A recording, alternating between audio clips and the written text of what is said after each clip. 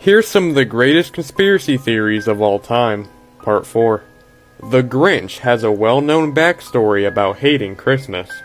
However, eventually in the movie, his heart grows 3 sizes and he loves Christmas once again. But this story may continue longer than we think. It is clear that the Grinch isn't exactly right in the head, but during one of the Grinch's wacky stunts, he could have gotten a head injury. This injury would later take a toll on him as he grew old and caused him to lose his memory. After him and his dog died, they were given a new life in a realm called Halloween Town, where they now lived as Jack Skellington and Zero. He later reunites with his love for Christmas, just like he had when he was alive. Both eventually wear a Santa suit, both deliver presents, and both have a doll companion. It may be possible that How the Grinch Stole Christmas and The Nightmare Before Christmas are tied together.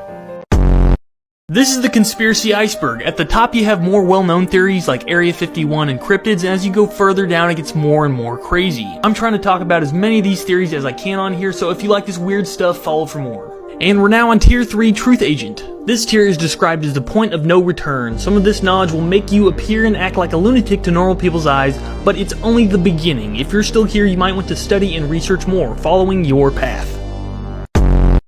This SpongeBob conspiracy theory is so dark, it will change the way you look at SpongeBob forever.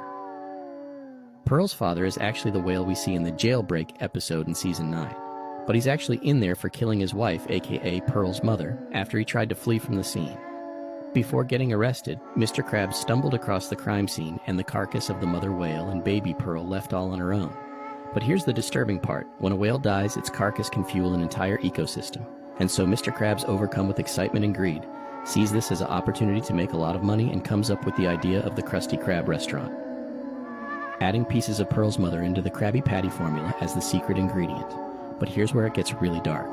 Mr. Krabs only adopted Pearl as an alternative meat supply in case he runs out and is trying to isolate her from her father and friends.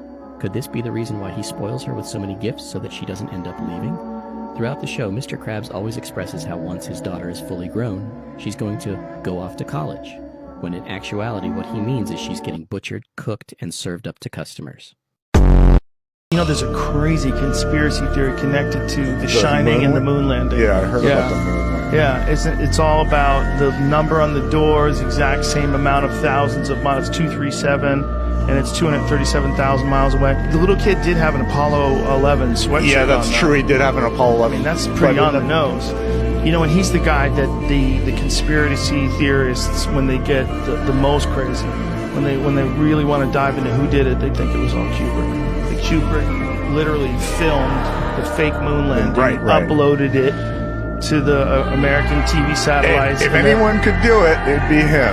He'd be the guy I would get to do it. Can you imagine if that was really what happened? I've heard all these years. I remember hearing all the fucking conspiracy theorists about the Illuminati killing him because he made. Yeah. Well, they were worried he was gonna open his fucking mouth, tell about the moon landing. That too. That was his last one. They're like, enough. This guy's getting too close. Because I think he died like a week after that movie came out. Of course he did.